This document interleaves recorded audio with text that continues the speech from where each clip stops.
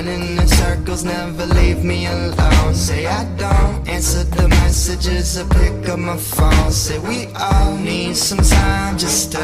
जब यूरोप में और अमेरिका में शरीर की नस काटकर रक्त बहा दो यही चिकित्सा है, उस समय इस देश में सुश्रुत की राइनोप्लास्टी रही।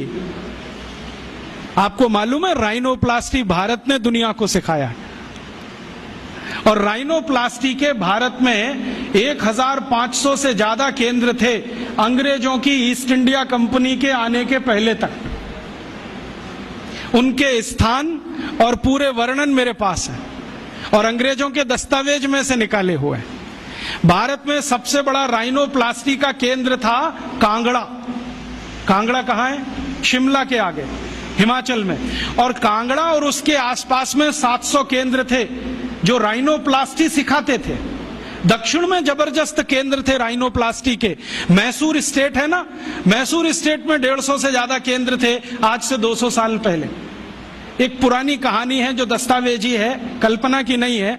एक अंग्रेज अधिकारी था कर्नल कूट, वो हैदर अली से लड़ा। हैदर अली ने उसको परास्त किया। परास्त करने के बाद उसकी नाक काट दिया, क्योंकि हमारे राजा ज्यादा से ज्यादा यही करते थे, गला नहीं काटते थे, नाक काट दिया, कान काट दिया। क्यों? क्योंकि नाक कटना ही बहुत बड़ी बदनामी होती थी। तो नाक काट दिया उसका। कटी हुई नाक लेके वो भागा कर्नल कूट। वो खुद अपनी डायरी में लिख रहा है कि जब मैं युद्ध में हार गया, हैदर अली ने मुझे नाक काट दी, हाथ में लेकर मैं भागा और हैदर अली की सीमा खत्म हुई मैसूर राज्य की, तो बेलगाम नाम का एक गांव आया। वहां पर एक वैद्य ने मेरी सर्जरी की।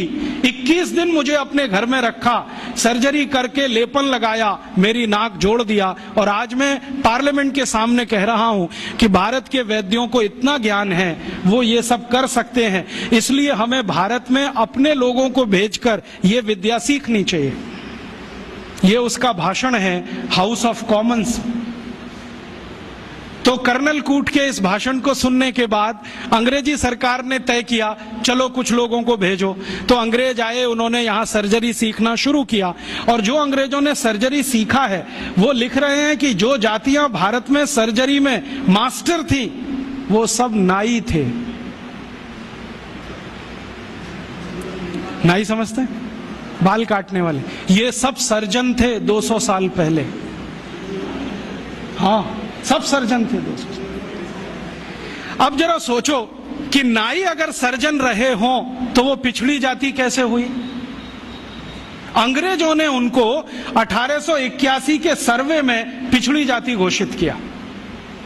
उसके पहले इस देश में नाई कभी भी पिछड़ी जाति में नहीं थे। 1881 में सेंसस हुआ सबसे पहला, और आज तक वो चल रहा है, हर 10 साल में होता है जनसंख्या का गणना। अंग्रेजों ने पहली गणना में नाइयों को पिछड़ा वर्ग में डाल दिया। और एक अंग्रेज कहता है कि ये अच्छा ही है, क्योंकि ये विद्या में इतने ऊंचे हैं, अगर इनको नीचे नहीं लाओगे ये गुलामी कभी स्वीकार नहीं करेंगे। और आज हमारी सरकार भी उनको पिछड़ा ही कहती है। उनके हाथ में इतना हुनर है, उंगलियों में इतनी फ्लेक्सिबिलिटी है। वो आप देखते हैं ना बाल काटते समय, वो गर्दन भी काट सकते हैं, सोचो ना। और इतनी सफाई से उस तरह चलाते हैं, उस तरह से वो किसी ट्यूमर को भी काट के निकाल सकते हैं। ये सब बहुत बड़े सर्जन रहे। और आज से 200 साल पहले के दस्तावेज बताते हैं कि कांगड़ा और उसके आसपास, कुर्ग और उसके आसपास, मैसूर और उसके आसपास जितने सर्जरी सिखाने वाले केंद्र थे, उन सबके आचार्य नाई ही थे जातियों। ये सब सर्जन थे। और इन्होंने जो सर्जरी सिखाई है वो हिंदुस्तान के गांव-गांव फैलाई। फिर अंग्रेजों ने क्या किया, ये जो सर्जरी सिखाने वाले केंद्र थे इन सबको गैर कानूनी घोषित कर दिया। एक कानून बनाया जिसका दुर्भाग्य से नाम है इंडियन एजुकेशन एक्ट। उसमें इंडियन कुछ भी नहीं है, नाम उसका इंडियन एजुकेशन एक्ट। उस कानून में उन्होंने ये तय किया कि भारतीय विद्याओं को सिखाने वाले जितने भी केंद्र हैं वो सब गैर कानूनी हैं। तो उन पे ताले डलवाए गए, नहीं डाले तो मरवाया गया, उनको आग लगवाई गई, कितने लोगों को जिंदा जला दिया। वो कहानी सुने तो आपकी आंखों से आंसू निकल आए। ये अत्याचार 100 साल हुआ, उसमें ये विद्या खत्म हो गई।